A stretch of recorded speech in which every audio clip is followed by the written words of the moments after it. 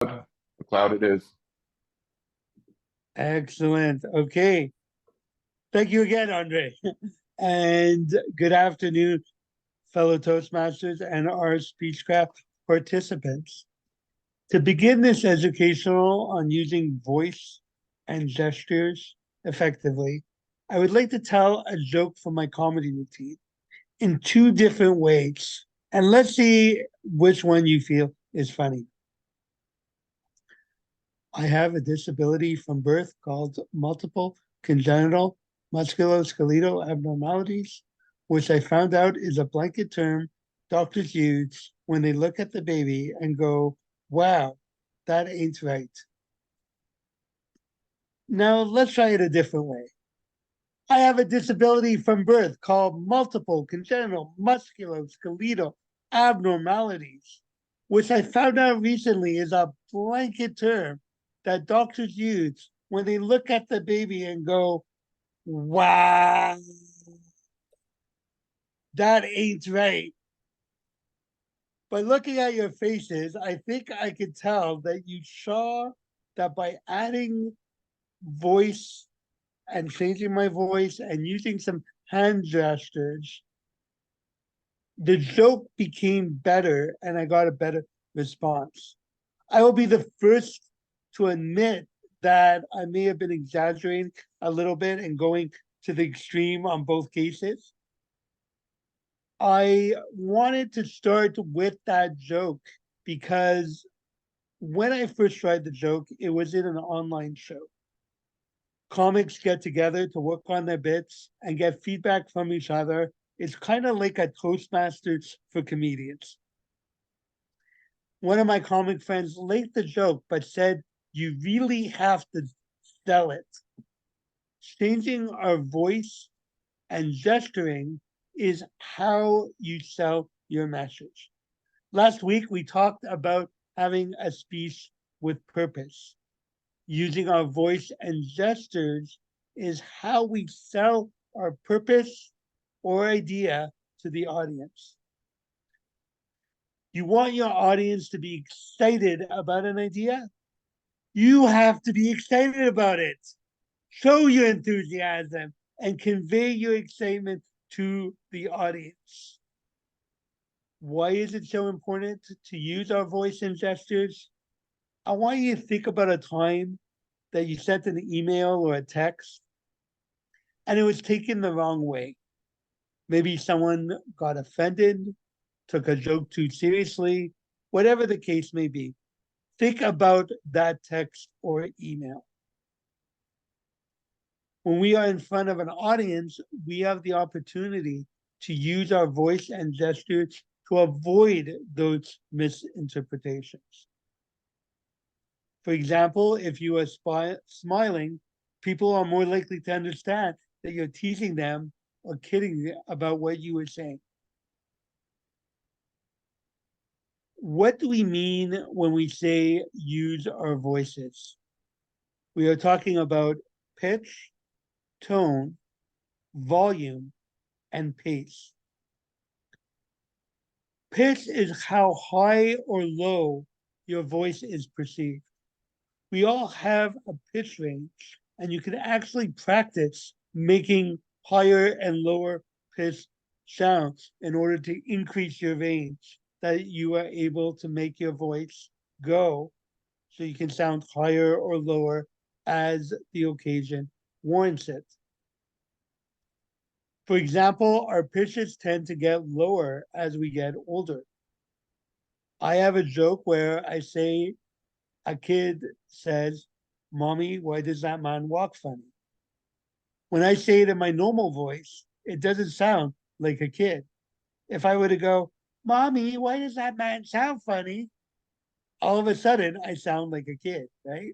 So that is how we can play with our pitch in order to get the impression across that we're someone else in a story or we're speaking as someone different. As a fun example on pitch, and I am probably going to date myself with this reference, Elton John no longer does Crocodile Rock, his song from the 70s, at concerts because of the fact that, well, A, he no longer performs, but while he was still performing, he didn't do Crocodile Rock because he could no longer hit the part of the chorus where it goes la la la la la la, and clearly I cannot either. So I will spare you any further singing, and we will move on to tone, the second component of using our voice. Tone is the quality or mood of your voice. Tone allows us to convey emotion to the audience. If you are sad or somber, sound sad. Maybe you talk a little softer, or maybe your voice quivers just a bit as you are feeling the weight of the emotion. That is how we can then get the audience to feel that weight of that emotion and bring them into our story.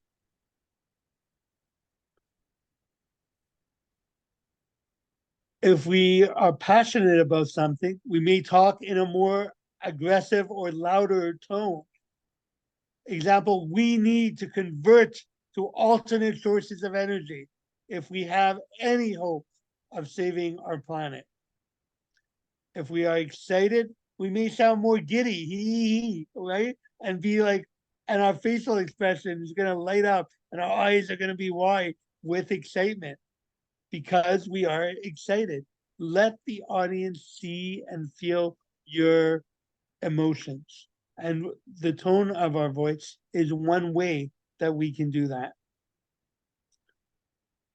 Volume is simply how loud or quiet we talk. So, for example, if we are telling a secret, we may talk softer as if we are whispering.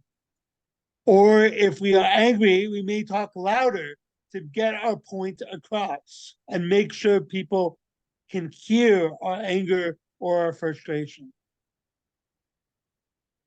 Finally, there is pace. You want to speed up or slow down through various sections of your speech. Excuse me.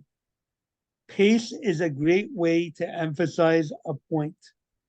If there is a key phrase or idea you want them to remember, say it slower so your audience has time to register. Or if you're excited, you may speak faster. Because you know these people that get very excited and then are talking at a mile a minute. My sister does that all the time, and it's very annoying. So there's a limit of how fast you want to speed up your speech because people still need to be able to understand you. But it is important that we alter the pace of our speech so that we keep people engaged.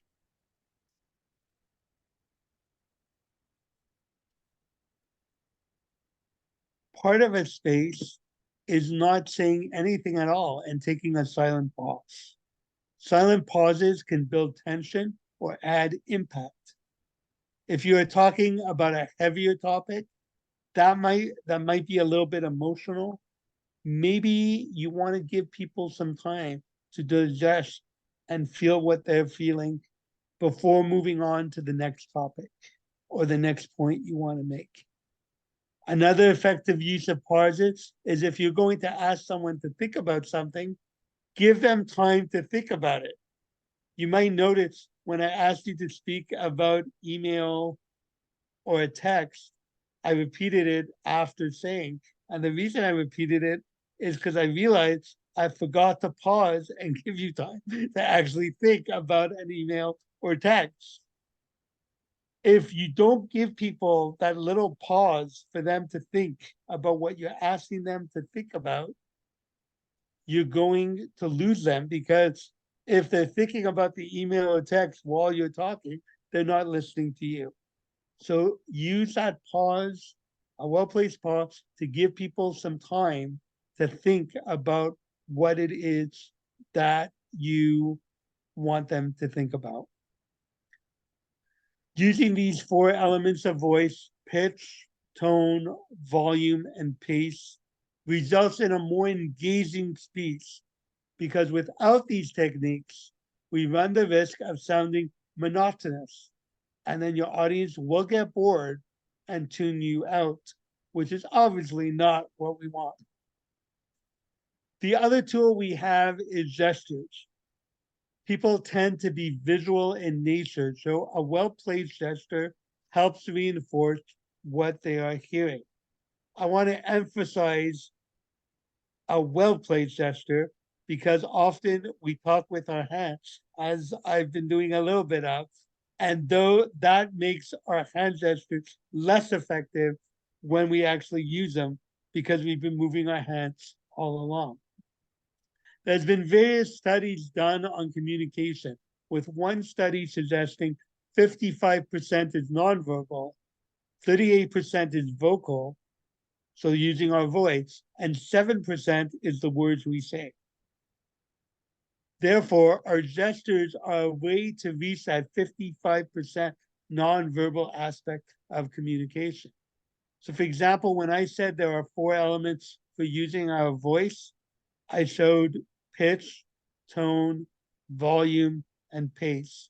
So it's a very good way when you're listing things of, if we're saying 4 items, show the 4 items on your hand as a way to reinforce, yes, there are 4 items. Another example of hand gestures, I once gave a speech about the time I rappelled off a building. Just so we're clear, the disability was before the rappelling. Easter seals makes me say that. But when I was saying rappelling, I showed I rappelled off a building because that way it's visual. People can picture in their mind the rappelling. In conclusion, as speakers, we are an artist. We're trying to paint a picture for our audience. And we do that through our words, but also through gestures, through using our voice to give them the emotion behind the idea or story that we're trying to share with them. Maya Angelou once said, people will forget what you told them, will forget what you did, but they will never forget how you make them feel. So use your voice to make your audience feel the words that you are saying. Back to you, Mr. Chair.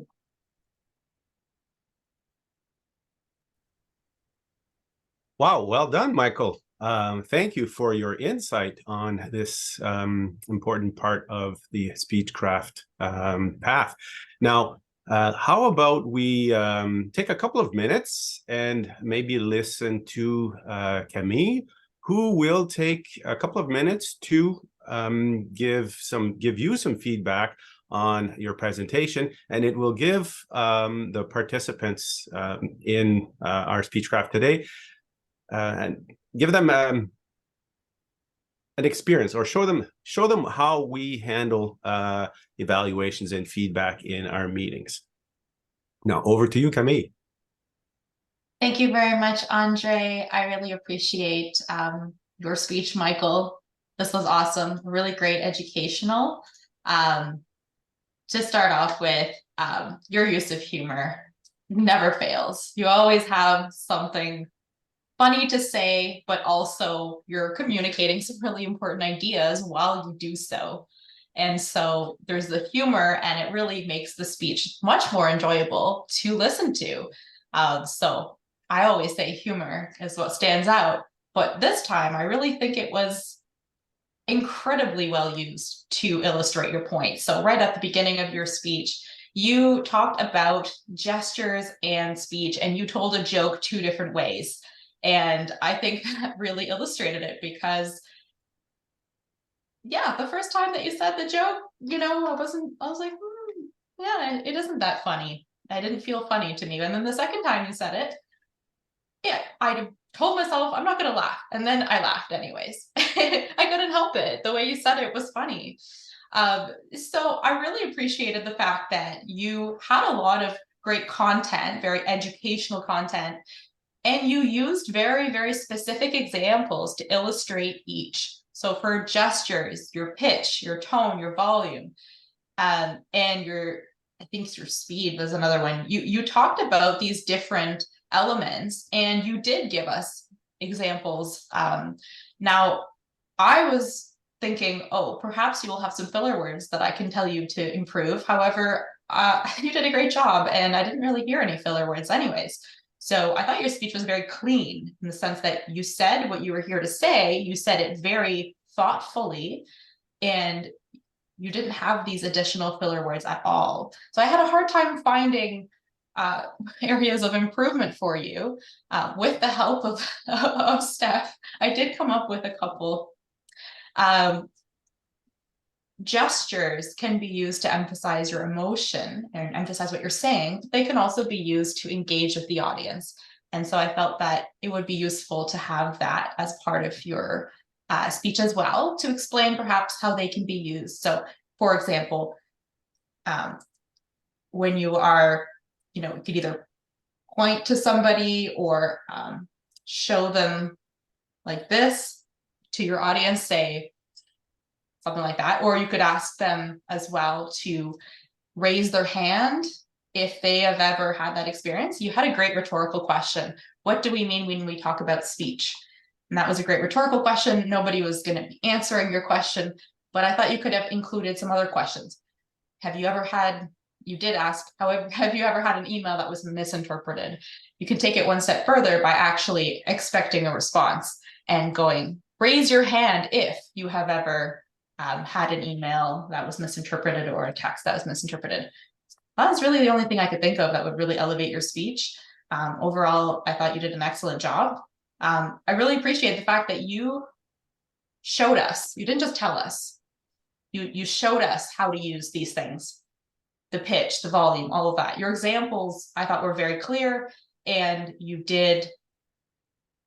showed us, but you also I love the fact that you were vulnerable and you even sang for us. I mean, oh my goodness, Michael, I did not expect that whatsoever. And to be fair, I don't know the song, so I thought you did an excellent job, and there's I wouldn't know any differently.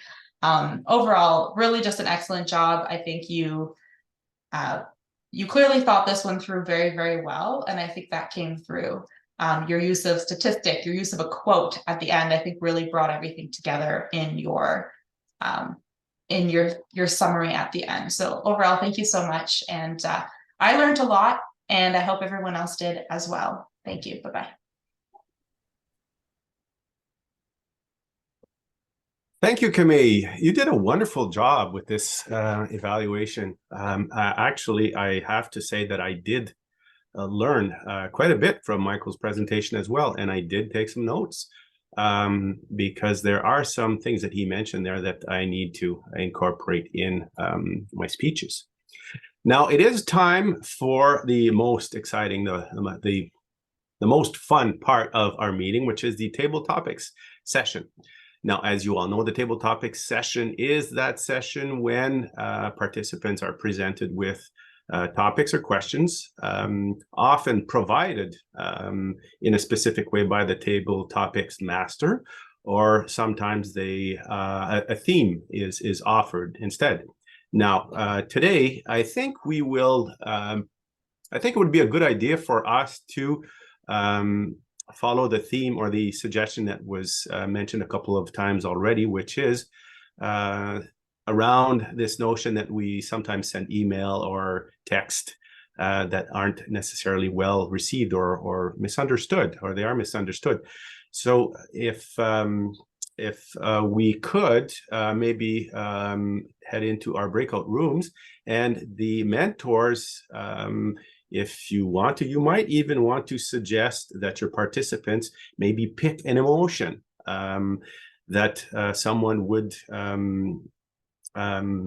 experience after having received one of those emails or texts. Maybe that would be an idea, an easy idea for the participants to use to come up with a table topic 2-minute speech. Marcellus?